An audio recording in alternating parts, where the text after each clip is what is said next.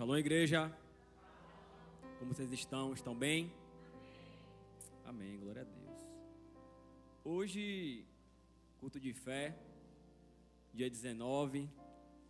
Os irmãos que estão assistindo, fiquem até o final. Não tem São João, é sem João. Amém? Sem João. Mas, glória a Deus por todas as coisas. Sabemos que muitos vão para o interior visitar familiares, tem gente que tem avós idosos, parentes, sentem falta. E acaba sendo um momento propício para viajar por conta de trabalho. A gente sabe que a cidade acaba seguindo a agenda cultural, né? Mas nós somos cristãos. E a nossa agenda é celestial. Então, independentemente do que aconteça, fora das paredes da igreja, nós temos que permanecer convictos naquilo que fomos chamados. Amém? Sem mais delongas, quero agradecer a oportunidade, agradecer a Deus primeiramente, em primeiro lugar, e também a liderança por me confiar de subir no altar, confiar em Deus, né? E me direcionar para trazer a palavra da noite. Peço que vocês abram em João 4, a partir do versículo 9, e me acompanhem.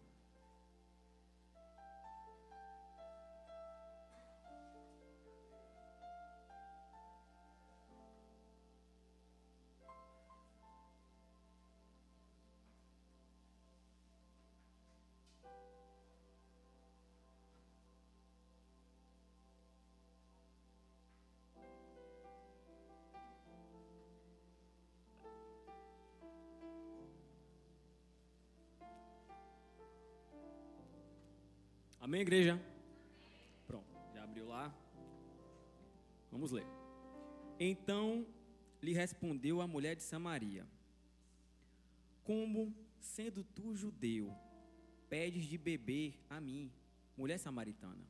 Jesus respondeu a ela: se conhecesses o dom de Deus e quem é o que te pede, dá-me de beber, tu lhe pedirias e ele te daria água viva. Indagou-lhe a mulher: Senhor, tu não tens com que pegar água, e o poço é fundo. Onde tu podes conseguir essa água viva? Versículo 13. Jesus afirmou-lhe: quem beber dessa água terá sede outra vez. Aquele, porém, que beber da água que eu lhe der, nunca mais terá sede. Ao contrário, a água que eu lhe der tornar-se-á nele uma fonte de água jorrando para a vida eterna. Amém? Quero ter esse recorte da palavra. Eu quero começar, na verdade, fazendo umas perguntas retóricas que ministraram o meu coração de verdade. Pode se sentar, perdão. Vou deixar o povo em pé, né? Misericórdia. Mas eu queria que vocês pensassem também junto comigo, em silêncio, né? A gente sabe que a pergunta retórica é uma resposta para si. E vamos chegar à lógica do porquê da palavra principal ser essa. A primeira pergunta é: será que realmente amamos a Deus?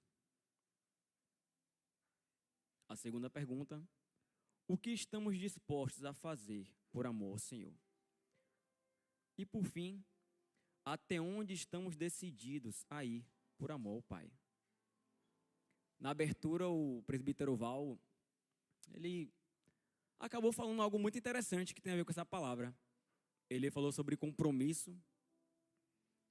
Ele disse sobre o sim, sim, não, não. O posicionamento do cristão. A gente sabe que, na verdade, muito do posicionamento do cristão está vinculado a como ele enxerga o papel que ele exerce. Como ele enxerga a igreja e como ele enxerga Jesus. De fato, tem pessoas que enxergam a igreja como um local de trabalho, não a seara para salvar vidas, mas um local de trabalho em que elas podem crescer ou massagear o ego.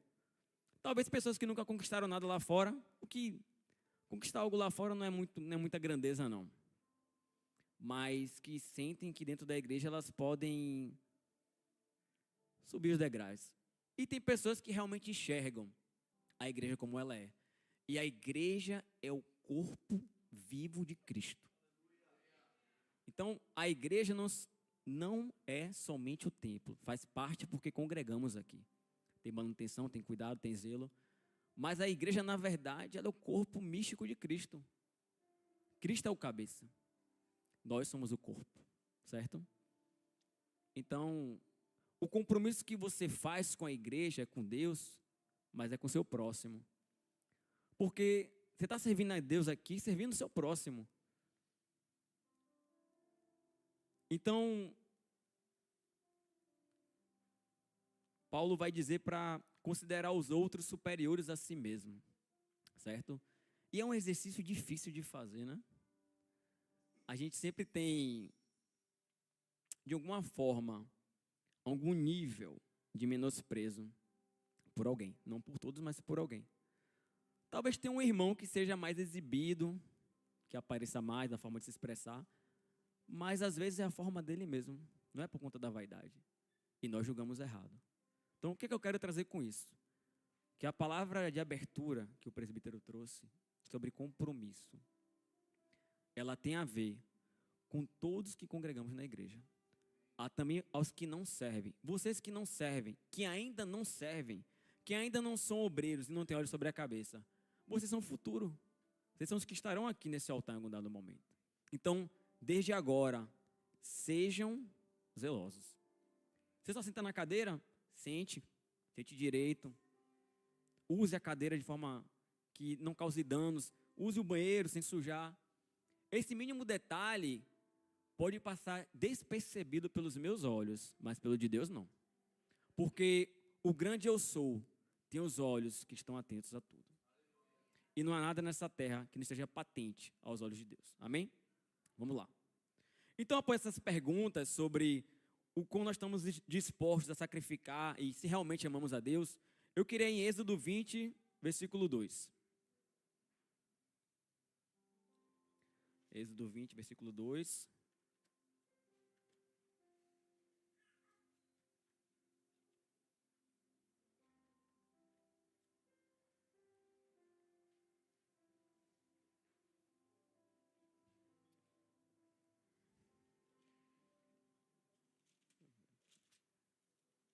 Amém?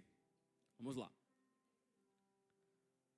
E Deus dá o primeiro mandamento ao povo judeu, dizendo: Eu sou Yahvé, o Senhor, teu Deus, que te fez sair da terra do Egito, da casa da escravidão.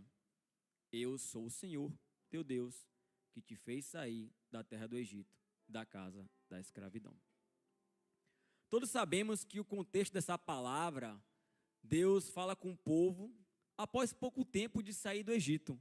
Então, o povo estava meses após a saída, após essa libertação, esse livramento. E Deus se apresenta, Ele se outorga primeiro, eu sou, o grande eu sou. Após de Ele se declarar quem Ele é, o grande eu sou, que é aquele que faz, o que pode fazer, Deus fala: eu fiz vocês sair da terra do Egito. E por que Deus se apresenta dessa forma para o povo dele? Porque nesse momento estamos lidando com um povo que não tinha identidade. É um povo que ficou 400 anos no Egito de escravidão. Suas gerações nasceram, morreram e cresceram no Egito. É um povo que se alimentou da comida do Egito. É um povo que viveu a cultura egípcia. É um povo que dormiu e acordou respirando o ar dos egípcios. E o Egito naquela época não era qualquer lugar. O Egito era o centro do mundo. Então o Egito era o que uma potência é hoje, naqueles tempos, certo? Então o Egito era como se fosse uma grande cidade cosmopolita. Lá tinha várias línguas, conhecimento, magia.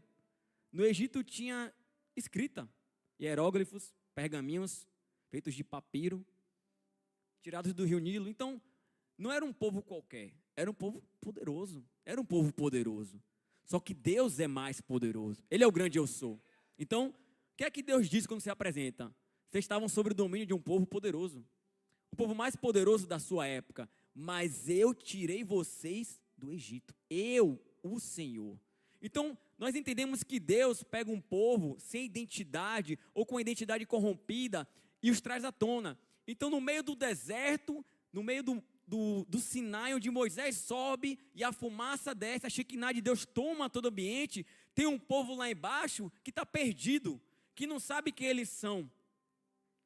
Tanto que Moisés tem que explicar ao povo as miudezas das ações de Deus. Por que isso? Porque o povo tem medo. Eles não conhecem a Deus. São 400 anos no Egito. Eles conhecem os deuses egípcios, mas o grande eu sou não. Então, Deus se manifesta no Monte Sinai e Deus dá o que a Moisés? Os 10 mandamentos. Esse é o primeiro mandamento. O primeiro mandamento é Deus outorgando a si mesmo, e Ele pode fazer isso, Ele é o único que pode. Ele outorga a si mesmo o direito de anunciar que Ele é Deus. Eu sou Deus, o grande eu sou, libertei vocês do Egito. E o povo teme, o povo tem medo, porque o povo ainda não sabe que eles realmente pertencem a esse Deus. Eles não têm pertencimento. Então o primeiro mandamento nesse momento é dado para que o povo entenda quem eles são, a quem eles pertencem. Deus diz: se vocês me obedecerem, serão o meu povo, e eu serei o seu Deus. Então, há uma condição, correto? Mas sim, ainda assim Deus escolheu o povo dele. Deus escolheu e amou primeiro. Certo? Então, Deus se apresenta ao povo judeu como libertador. Deus dá uma nova identidade ao povo, ou reconstrói uma identidade que talvez Abraão tivesse. E Deus apresenta leis para o povo. Bom, vocês saíram do Egito, vocês não têm a cultura do céu, vocês têm a cultura do Egito. O Egito representava o mundo, então eles tinham a cultura do mundo, a cultura do pecado. Deus fala, ó, é o seguinte, meu servo Moisés, junto com Arão, vão instruir vocês, vocês vão fazer tudo o que ele disser. E Deus dá os mandamentos. Os mandamentos foram ordenanças para que o povo aprendesse a se relacionar com Deus, conviver um com os outros e ter senso comunitário. Certo? Se relacionar com Deus, conviver com os outros e ter senso comunitário. Se você observar dos 10 mandamentos, apenas 2 são positivos, que é honra teu pai e tua mãe e guarda o Shabá. Todos os outros são não faça, não faça, não faça. Por quê? Porque o povo não sabia como agir, como se comportar. Eles tinham a consciência do Egito. Então, ótimo, vamos passar essa parte. Agora vamos para Mateus 22, 35.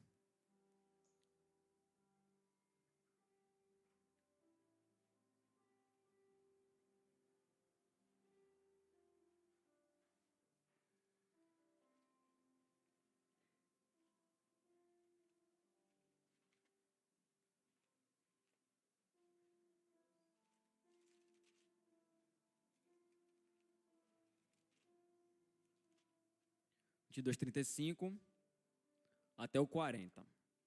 Vamos lá. Então o povo deixou o Egito, deixou o mundo e no andar do deserto, ainda assim uma terra própria, foi se formando a identidade de um povo em um momento transitório.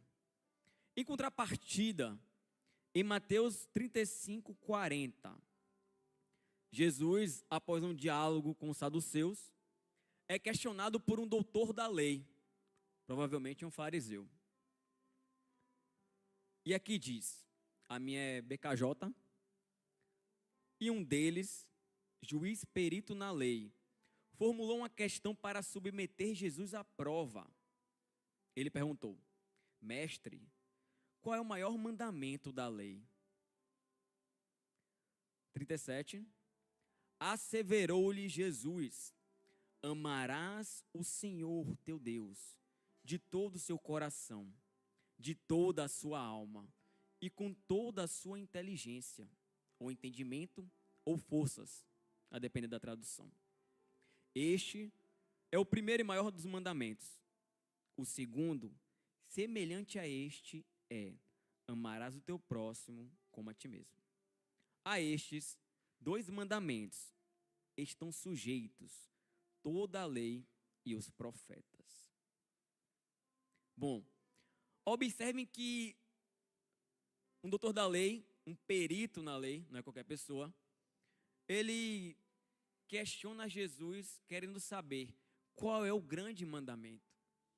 Lá em Êxodo e Deuteronômio 5, Deus fala os mandamentos.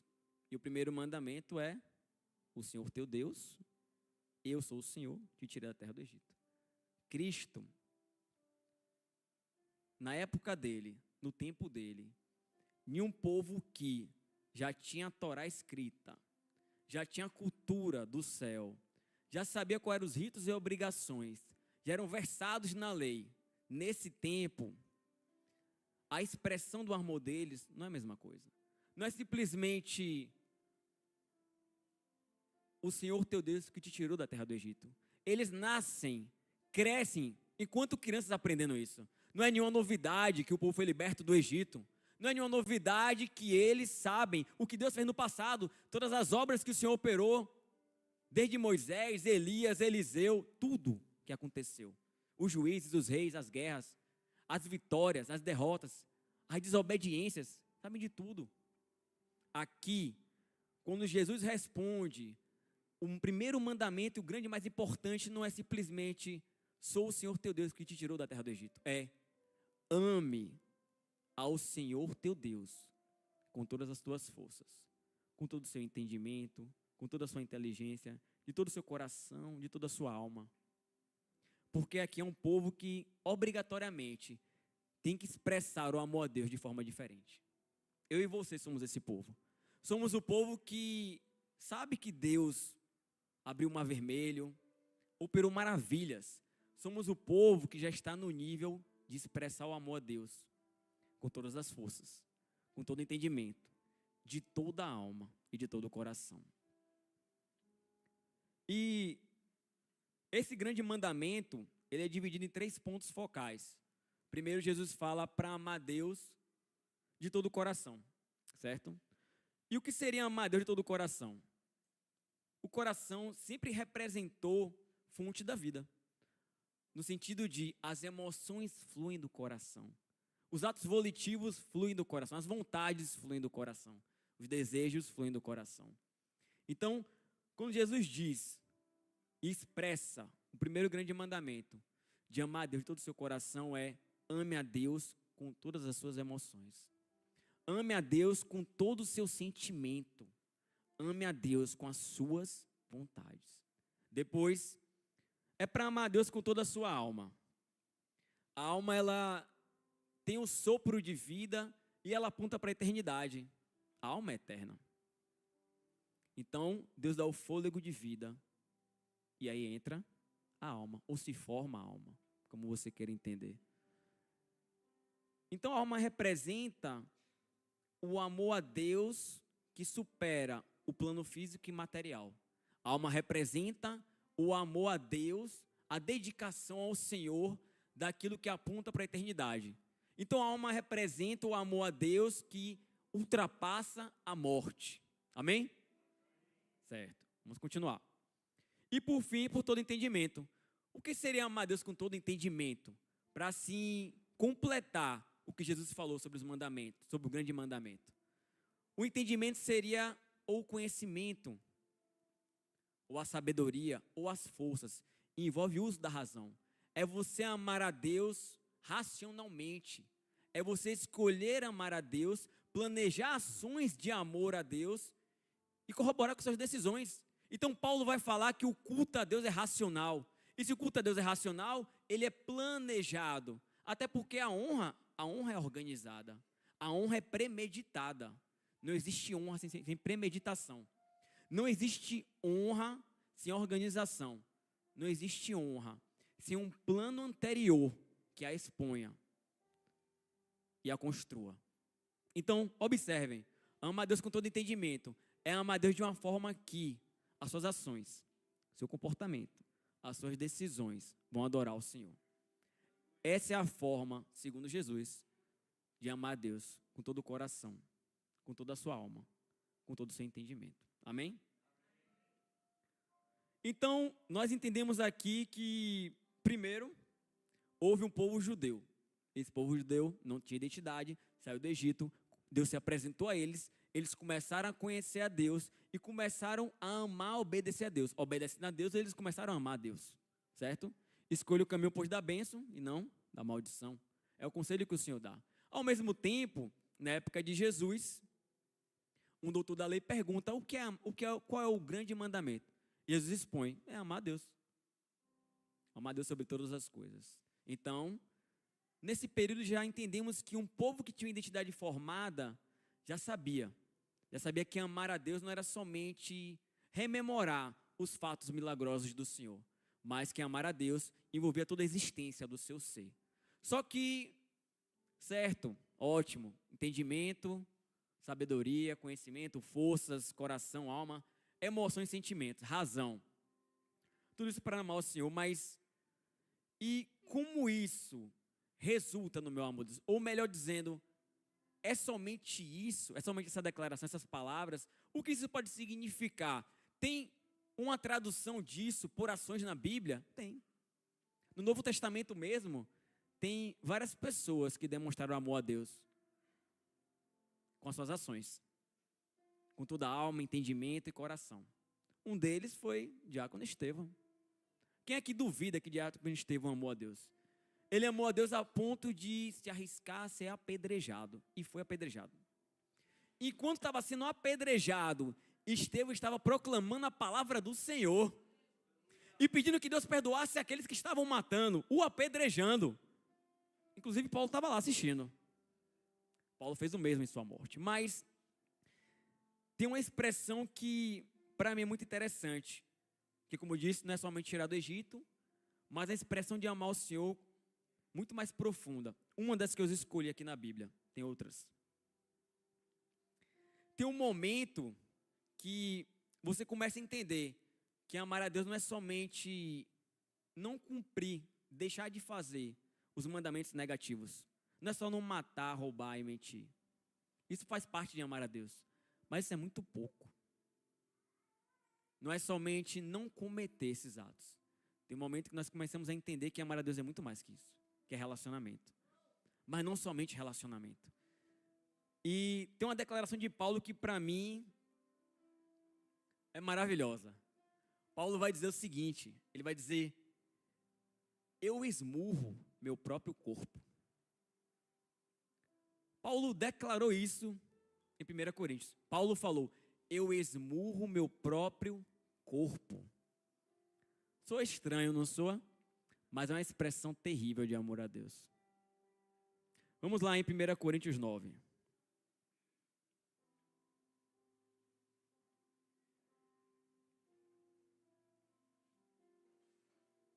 Nove, 27.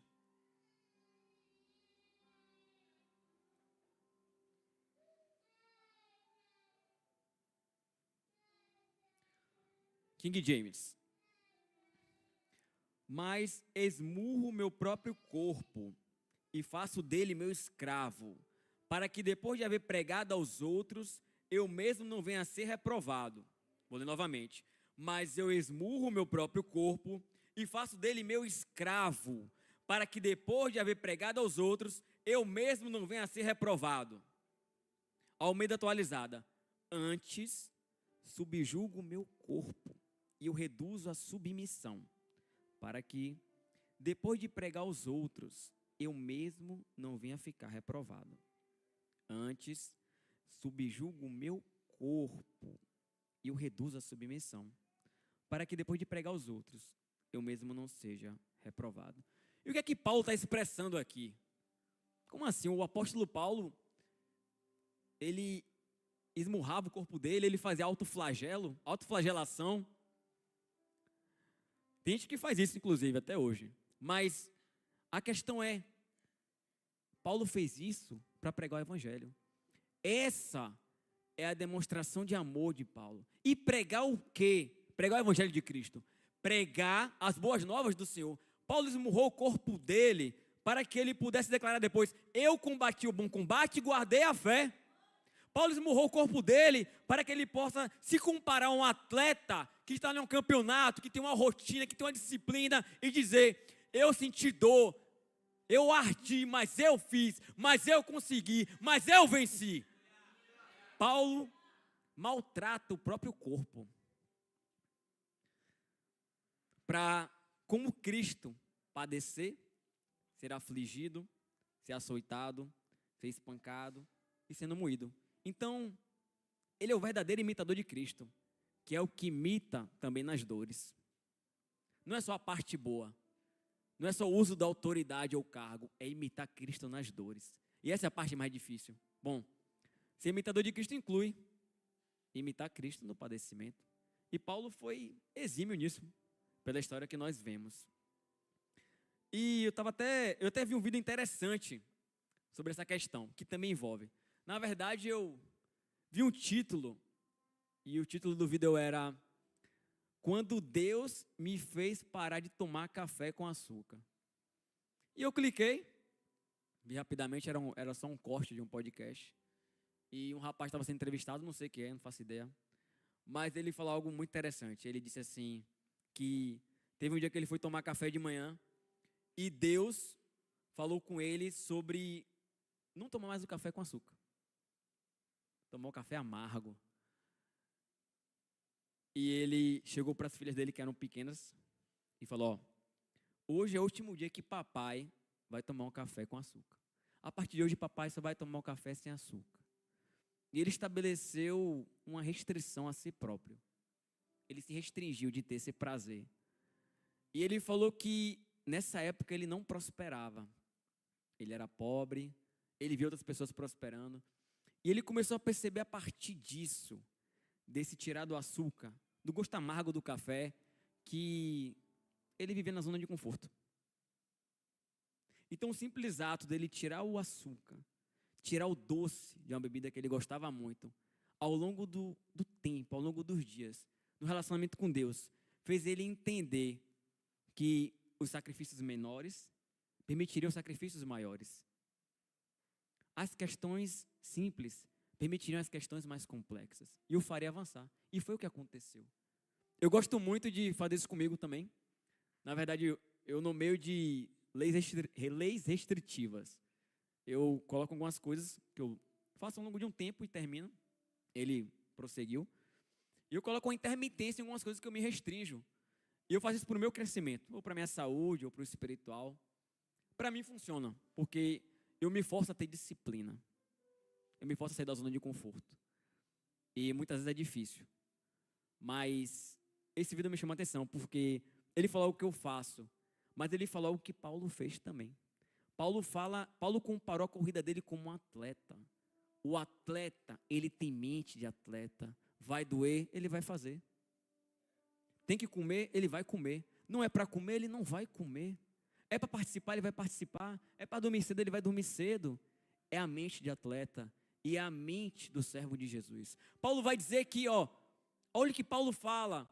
Se um atleta que vai pegar uma coroa corruptível faz tudo isso, quem dirá nós que queremos a coroa incorruptível? Quem dirá eu? Como serei eu que não poderei abrir mão de algo, não posso me restringir, não posso me sacrificar? A minha coroa é uma coroa incorruptível. Isso aqui não é por conta do prêmio, isso aqui não é por conta do que iremos ganhar, isso aqui não é por conta do galardão, porque quem interessa somente no galardão é um pobre miserável. Não é somente o galardão. Ótimo, tem galardão. Isso é bom. Deus é um Deus que reconhece o esforço e o mérito, Ele é um Deus que honra. Mas a questão é, como está a sua corrida? Como que você demonstra seu amor a Deus? De todo o coração, com todo entendimento, com toda a sua alma. Então, nós vemos que as restrições, às vezes, nos fazem crescer. E não tem restrição maior na Bíblia do que contra o pecado. Ok, todo mundo sabe. Mas quais restrições que você imputa a você mesmo para você crescer? Quais restrições que você imputa a você mesmo para que com o tempo você se desenvolva no Senhor? Ou se torne mais, em um nível maior em santidade, em unção, em poder, ou em conhecimento da palavra, por que não? No que você se restringe no seu dia a dia, ao longo do tempo, ao longo dos anos, para ter um resultado diferente? Paulo se restringiu. e muito. Paulo se restringiu ao ponto de abrir mão de ganhar o que era direito. Quem prega o evangelho, vive do evangelho. Por quê? Para ganhar os gentios. Ele se restringiu de muitas coisas. Ele não é só o único exemplo da Bíblia sobre isso, sabemos. Temos Daniel, se restringiu de comer as carnes, o sangue do que era oferecido. Temos vários exemplos na Bíblia. Mas a questão é, e você? Do que você tem se restringido? Você só vem ao culto, lê a palavra, faz um desafio com você mesmo. Jejua um tempo maior, coloca um jejum mais difícil, tenha sabedoria, lógico, mas se desafie. Se desafie. Determine 3 meses, eu vou ficar sem isso. Observe, não é somente o jejum que eu estou falando. Estou falando de se restringir para crescer, para ficar forte, para ficar melhor. E estando forte, você glorifica a Deus. Estando forte, você glorifica o Senhor. Eu brinco com o André, eu falo assim, rapaz, para servir no Ministério de Transporte tem que ter força, irmão. Porque carregar a Dona Maria, carregar o povo, tem que ter o corpo forte para servir a Jesus. Mas é uma brincadeira que tem um fundo de verdade. Quem é forte vai ajudar mais mesmo. Ou pelo menos vai ajudar em determinado momento, de determinada forma. Assim como quem desenvolve a inteligência. Se você fizer desenvolver sua inteligência para Deus, usar sua força para Deus, é ótimo, é maravilhoso. O povo ia para a guerra, tinha que ter homens fortes para ir para a guerra. Era o quê? Só os intelectuais? Não. Tem que ter o homem da guerra, tem que ter o homem do intelecto, tem que ter o homem das decisões, tem que ter tudo, gente. O reino é complexo. Os anjos têm funções específicas, no reino também é assim. Você não é excluído por não ser forte, ou por não ser intelectual. Tem um lugar para você. Tem um lugar para você. Mas cabe a você se restringir para crescer. Cabe a você eliminar aquilo que te deixa fraco, ou aquilo que te deixa no conforto, para ficar mais forte. E aí sim você vai demonstrar amor a Deus. Você vai poder dizer como Paulo, eu esmurrei o meu próprio corpo, em prol do evangelho. Como um atleta, eu percorri a corrida, mas melhor do que um atleta, como aquele que busca uma coroa incorruptível. Então, observem, amar a Deus vai além da obediência. A obediência é definidora, todo mundo sabe. A obediência é base, é fundamento na palavra, ótimo. Deus falou isso para o povo que nem tinha identidade formada ainda. Me obedeçam, vocês vão ser meu povo. Me obedeçam, que vocês vão ser meu povo. O meu nome estará sobre vocês. Deus deu o nome dele sobre o povo dele. Não tem honra maior. Me obedeçam. Só que não é só obediência. Quando passa essa parte, entra o relacionamento. E quem ama, quer estar na presença do ser amado. E para crescer no Senhor, tem que existir a restrição. Tem que existir o esmurrar o corpo.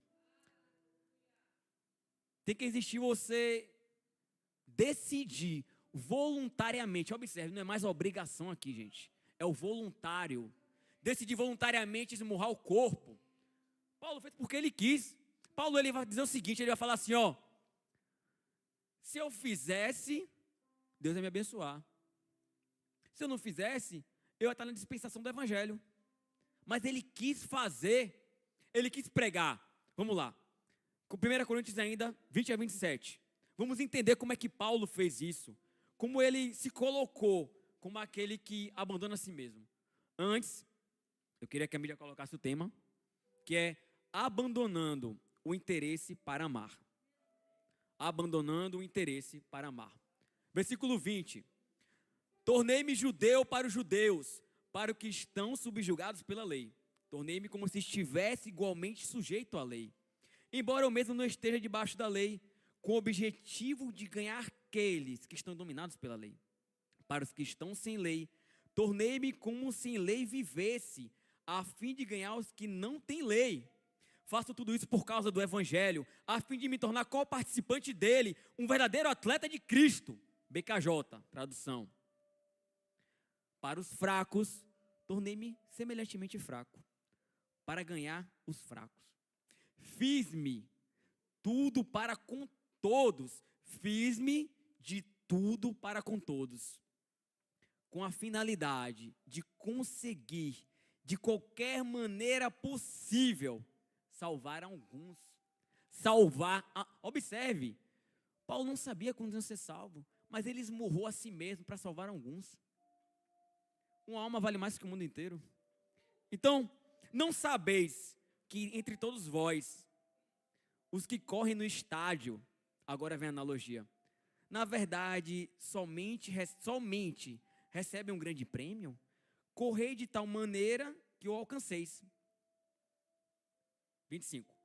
Todos os que competem nos jogos se submetem a um treinamento rigoroso. Aqui Paulo tira a analogia das Olimpíadas, das competições gregas. E isso para obter uma coroa que logo se desvanece. No entanto, nós nos dedicamos para ganhar uma coroa que dura eternamente. Uma coroa incorruptível.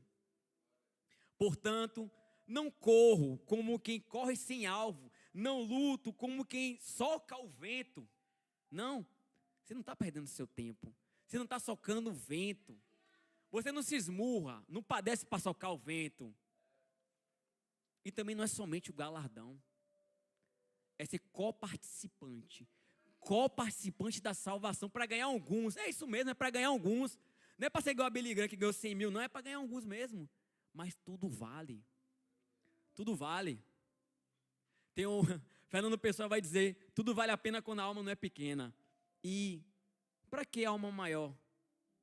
Segundo a Bíblia, para a salvação que vale o mundo inteiro. Então, não tem algo maior. Não tem prêmio maior. E, portanto, não corro com quem corre sem alvo. 26. E não luto como quem apenas soca o ar, mas esmurro o meu próprio corpo e faço dele meu escravo, para que depois de haver pregado aos outros, eu mesmo não venha a ser rejeitado. Tudo que Paulo fez, Paulo se adaptou. Grego para os gregos, judeus para os judeus, romano para os romanos e gentil para os gentios. Grego, ele agiu de uma forma que ele conseguiu adentrar em cada esfera, em cada local, sem perverter o evangelho.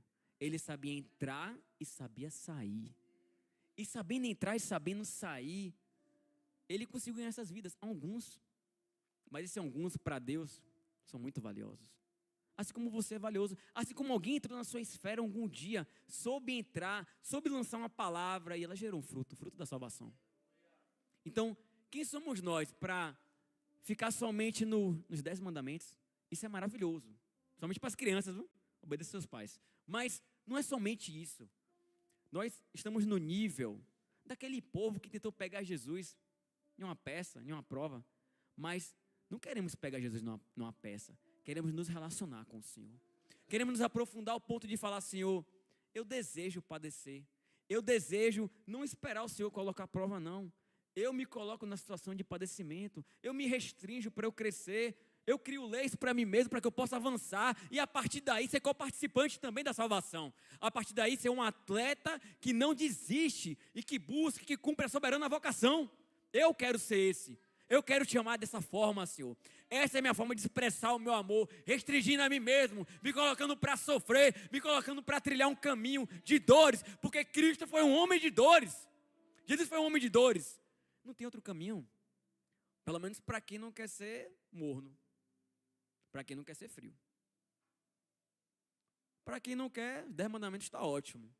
Vai para o céu, beleza.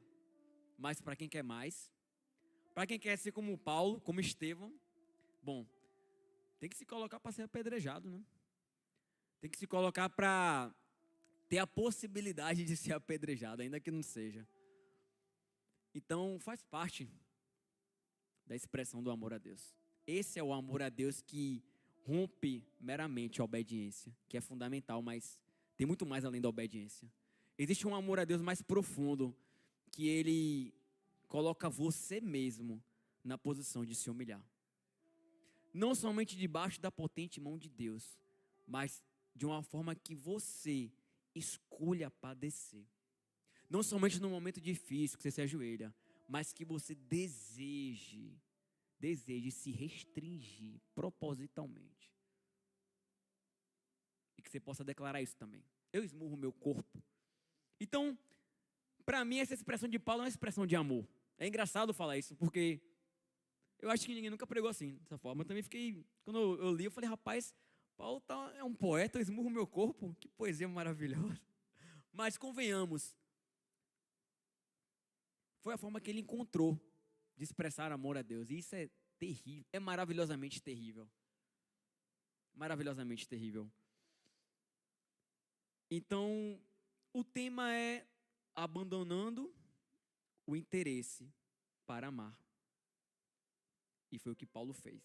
Paulo literalmente moldou a si mesmo para ser um instrumento de salvação. E o primeiro passo para você abandonar os seus interesses.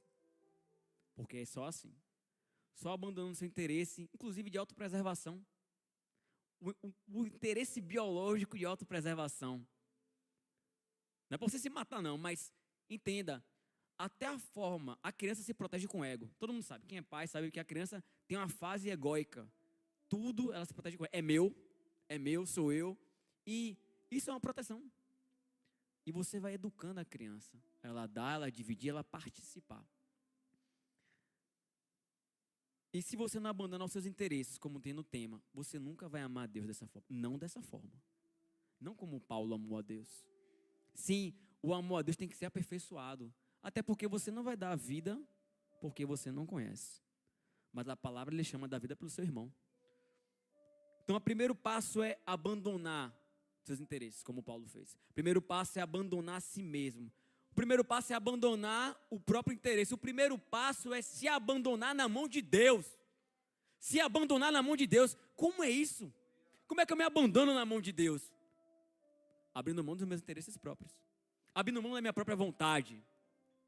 E aí eu aprendo a amar a Deus. Além da obediência. Além dos mandamentos. Além daquilo que é obrigatório. Eu listei algumas coisas de forma simples. Só para exemplificar. Eu coloquei abandonar o interesse pelo conforto. Quem aqui não gosta de conforto? Quem não quer ter uma vida confortável? Agora tem aqueles que dizem que foram aprovados na escassez e foram aprovados na abundância. Deixar de fazer porque dói. Quem é viciado no conforto não faz porque dói. Quem é viciado no conforto, tem o interesse do conforto, não faz porque desgasta, não faz porque cansa. Abandonar o interesse pela fraqueza. A fraqueza, tem muitas pessoas que não querem ficar fortes porque a força traz responsabilidade. E esse é um problema. A palavra vai dizer que o forte sustente o fraco. Então sim, quando você ficar forte, sua obrigação vai ser sustentar o fraco. Na Tzedakah, que é o ideal de justiça de Deus, nada é de ninguém. Somos mordomos. Na Tzedakah, o pobre e o rico existem propositalmente. E o rico é obrigado a dar ao pobre a parte que é dele. O que o rico dá ao pobre não pertence ao rico. Pertence ao pobre, porque Deus assim determinou. Então, observe.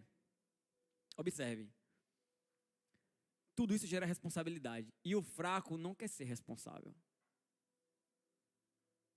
Porque responsabilidade dá trabalho. Responsabilidade cansa. Responsabilidade pesa os ombros. Olha os intercessores como estão, as duas.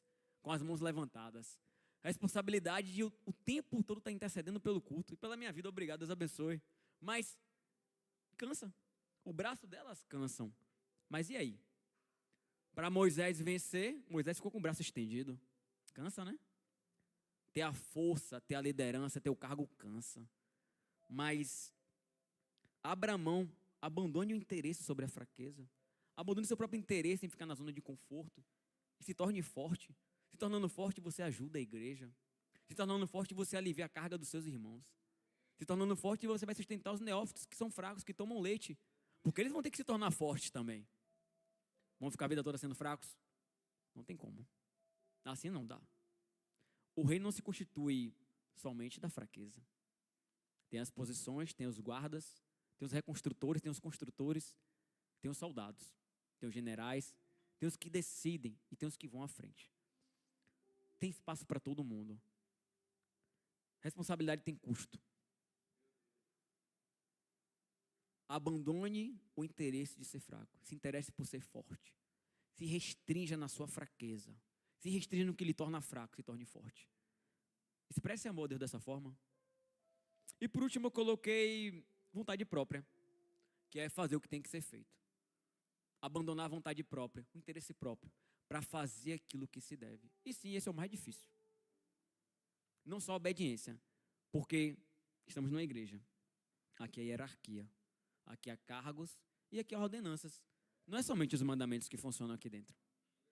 Tem uma estrutura que organiza, uma estrutura eclesiástica que organiza ações, ordens, limpeza, organização.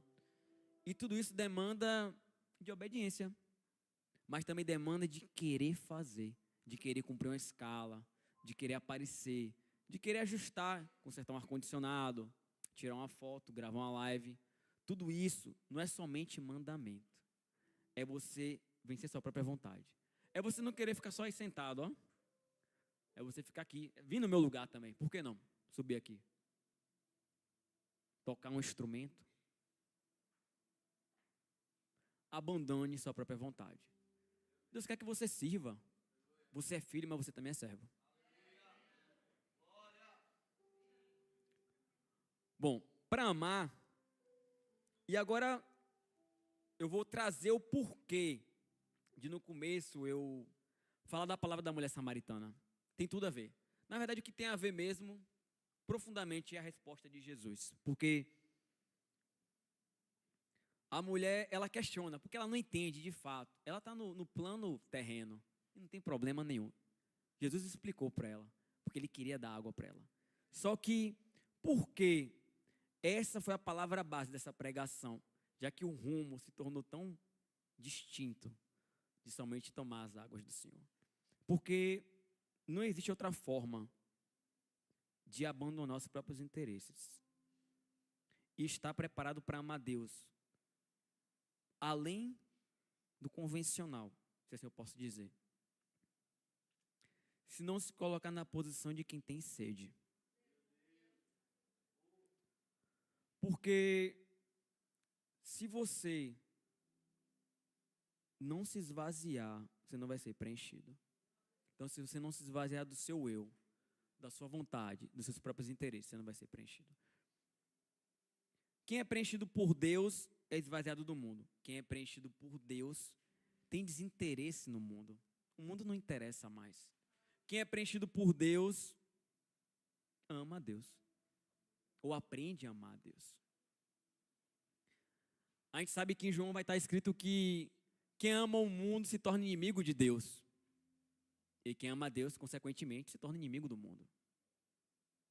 Não tem outra forma, não tem outra maneira de chegar nesse nível de amor, de se restringir com todo entendimento, com toda a alma, com todo o coração, se não for se esvaziando. E a fonte de águas vivas é Jesus. O Espírito Santo é aquele que vai lhe preencher. Claro, se você tem sede, venha.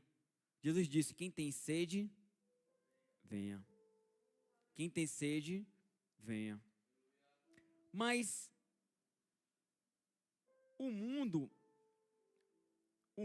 amor ao mundo, não é somente definido por não pecar, certo? O amor ao mundo não é somente definido por não pecar, ou aqueles pecados bem definidos que eu falei, de não fazer. O amor ao mundo também é definido quando você quebra a hierarquia do que é importante. Então, aquilo que é realmente importante é aquilo que é eterno. Tem um escritor, que ele também é um teólogo anglicano, C.S. Lewis, que ele tem uma frase muito interessante em um livro. Ele diz, aquilo ou tudo que não é eterno é eternamente inútil. Tudo que não é eterno é eternamente inútil. E isso serve justamente para essa palavra. Porque se você não ama o que é eterno, você não consegue quebrar seus interesses. Você não consegue se esvaziar deste mundo. E é difícil se esvaziar deste mundo. É difícil se esvaziar das necessidades que você tem. De sobrevivência, corporais, do interesse deste mundo. Só que nós somos peregrinos. Estamos aqui de passagem. E em breve, Maranata. nosso Senhor virá. Tudo que não é eterno é eternamente inútil. Para amar a Deus, as águas que foram oferecidas para a mulher samaritana devem nos preencher. E por que eu digo isso? Porque tem mais de Deus fora de você do que dentro de você. Infelizmente é uma verdade. Tem mais de Deus fora de mim do que dentro de mim. É uma mudança gradual, mas é verdade. Tem mais de Deus fora de você do que dentro de você. Então você tem que ser preenchido. Não é só o derramar do Espírito Santo. É o esvaziamento do mundo. É o esvaziamento dos próprios interesses. Não tem outra forma de amar a Deus como Paulo se expressou. Não existe. Se você conseguir chegar nesse nível, se esmurrar vai fazer parte. Colocar seu corpo para sentir dor vai fazer parte. E você vai sentir prazer em padecer. As agruras do Evangelho vão marcar todo o seu corpo, como cicatrizes. Mas cicatrizes de coparticipação da salvação. Para amar a Deus com toda a sua alma, entendimento e força, você precisa ser cheio. Você precisa ter sede. E caso você não tenha sede, peça para ter. Porque você tem que ter sede. Se você não tem sede, tem algo muito errado com você. Você já está a um passo de cair, se não já caiu. E para levantar dá trabalho. É melhor não arriscar. Se você não tem sede, peça para ter sede. Ore para ter sede. Mas você que tem sede, você sabe onde é a fonte. Então, se deu trabalho de andar até a fonte, Jesus foi na 9ª, 12 horas da tarde, no sol escaldante, tomar um pouco de água. Bom, podemos fazer esse percurso também. A moça disse que o poço é fundo. Como você vai retirar água daí? Joga lá seu cântaro. Joga lá no fundo e puxa. Faz a força. Usa a corda. Dá um jeito. Mas vá tomar suas águas. Tome a água da vida eterna e se esvazie. E se preencha do Senhor. Quando provavelmente, quando a mulher samaritana tomou das águas, para ela não importou, hipoteticamente, para ela não importou mais se o poço era de Jacó. O que importava era a fonte de água viva.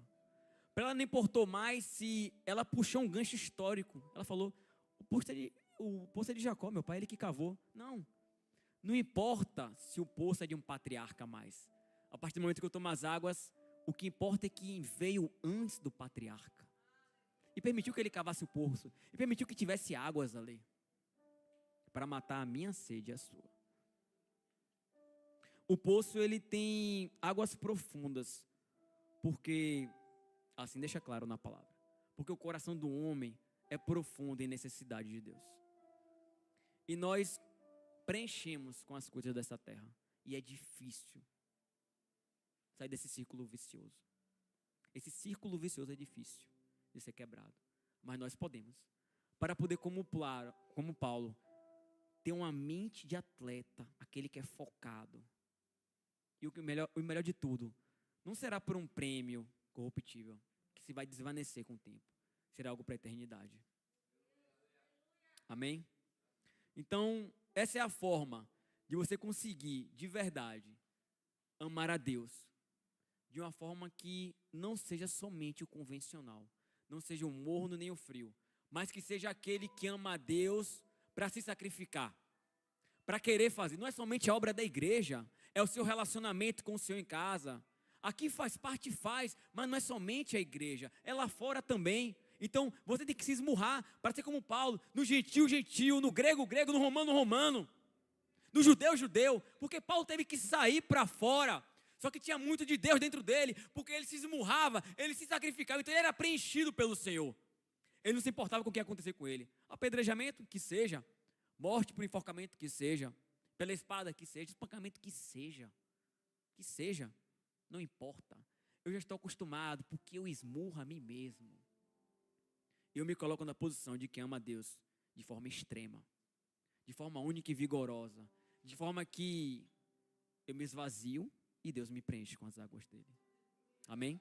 Queria fazer uma oração com os irmãos.